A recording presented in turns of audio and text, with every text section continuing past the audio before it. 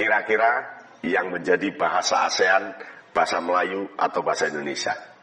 Saya bertaruh bahasa Indonesia yang harus menjadi bahasa ASEAN, bila perlu bahasa Indonesia menjadi bahasa dunia. Audio Jungle. Audio Jungle.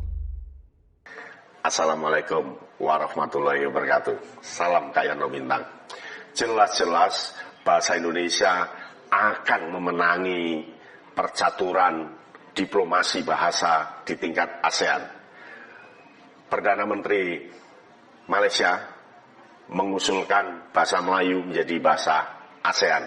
Itu omong kosong. Mengapa? Karena bahasa Melayu tidak layak menjadi bahasa ASEAN. Bahasa Indonesia lah yang sangat layak. Mengapa bahasa Indonesia sangat layak? Yang pertama, bahasa Indonesia itu jumlah penuturnya lebih banyak. Jumlah penutur kita ratusan juta dan berada di berbagai wilayah.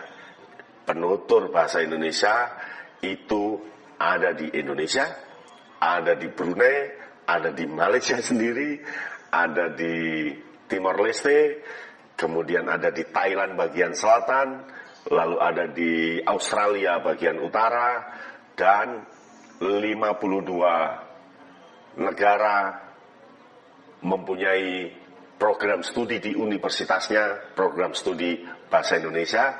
Ada sekitar 300 lebih lembaga kursus bahasa Indonesia di kota-kota terbesar negara-negara lain. Seperti di Maroko ada, di Suriname ada kursus bahasa Indonesia, di Jepang banyak, di Cina banyak. Jadi syarat pertama, Indonesia memenuhi. Jadi bahasa Indonesia layak menjadi bahasa ASEAN. Itu syarat pertama. Syarat yang kedua, bahasa Indonesia berkembang karena melakukan penyerapan dari bahasa asing, dari bahasa daerah, dan terus berkembang mengikuti ilmu. Sehingga bahasa Indonesia itu terus berkembang memperbarui kosakata, memperbarui pola-polanya. Luar biasa. Sedangkan bahasa Melayu, mohon maaf, dia itu saja. Tidak mengalami perkembangan. Karena tidak dipengaruhi oleh bahasa-bahasa lain. Kalau kita justru bahasa Indonesia mempengaruhi bahasa Melayu. Jadi banyak bahasa Indonesia yang dipakai di bahasa Melayu di Malaysia. Itu yang kedua. Jadi yang kedua itu penutur kita. Yang pertama penutur kita banyak. Yang kedua kita bahasa berkembang. Yang ketiga, bahasa Indonesia itu memenuhi syarat untuk keperluan manusia. Contoh, memenuhi syarat untuk diplomasi ekonomi, memenuhi syarat untuk bahasa pengantar perkantoran, memenuhi syarat untuk bahasa ilmiah, bahasa karya-karya ilmiah, memenuhi syarat untuk bahasa seni. Jadi seni, menulis puisi, menggambarkan sesuatu bisa dengan bahasa Indonesia. Dan yang kelima, bahasa Indonesia memenuhi syarat untuk kajian-kajian. Dia menerima perkembangan baru dari sebuah teknologi, perkembangan baru sebuah pemikiran. Itu yang ketiga. Nah, yang keempat, bahasa Indonesia mudah dipelajari karena bahasa Indonesia menggunakan fonemik, bukan fonetik. Bahasa Melayu, dia menggunakan fonetik. Artinya, ketika mengambil kata dari bahasa asing, bahasa Inggris, yang dituliskan itu bunyinya. Seperti kata truk di bahasa Malaysia menjadi truk, bahasa Indonesia truk.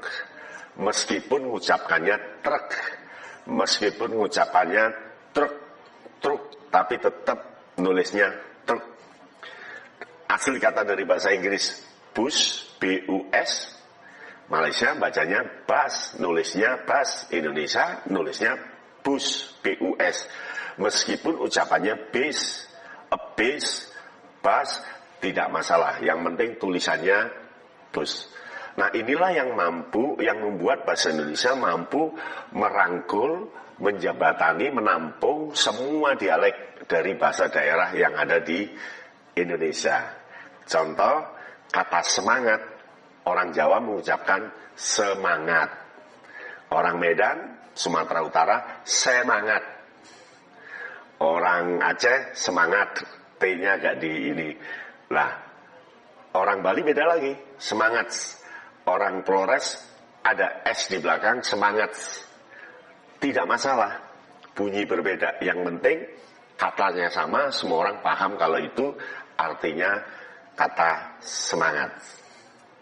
Nah, bahasa Melayu itu A menjadi E, apa, tak apa. Bahasa Indonesia A tetap A. Itulah yang membuat orang mudah belajar. Ya, ciri berikutnya, bahasa Indonesia sudah lama dikembangkan oleh Badan Bahasa sejak zaman Belanda sampai sekarang, dan tentunya mempunyai kekokohan dan kekuatan. Maka kita berharap bahasa Indonesia menjadi bahasa ASEAN, atau bisa jadi bahasa Indonesia menjadi bahasa internasional. Bahasa internasional itu kan ada dua, satu bahasa resmi PBB, yang kedua bahasa pengantar PBB. Nah, kalau bisa bahasa Indonesia menjadi bahasa resmi, karena bahasa pengantarnya sudah dipatok dua, yaitu bahasa Inggris dan bahasa Perancis. Paham ya? Nah, kita berdoa bahasa Indonesia menjadi bahasa ASEAN. Nggak bakalan, karena orang Malaysia saja banyak membaca novel-novel dari bahasa Indonesia. Orang Malaysia saja lebih suka menggunakan bahasa Indonesia daripada bahasa Melayu. Dan orang Melayu, orang Malaysia, ketika mendengarkan orang berbahasa Indonesia, dia paham. Sebaliknya, orang Indonesia ketika orang Melayu berbicara, bercakap-cakap, orang Indonesia nggak paham. Itu artinya apa? Artinya bahasa Melayu ini sebagai bahasa daerah di Indonesia, dan dia betul-betul tersedot dengan bahasa Indonesia. Itulah yang namanya keterbacaan, keterpahaman bahasa. Sampai di sini, luar biasa. Salam Kaya No Bintang. Audio Jungle.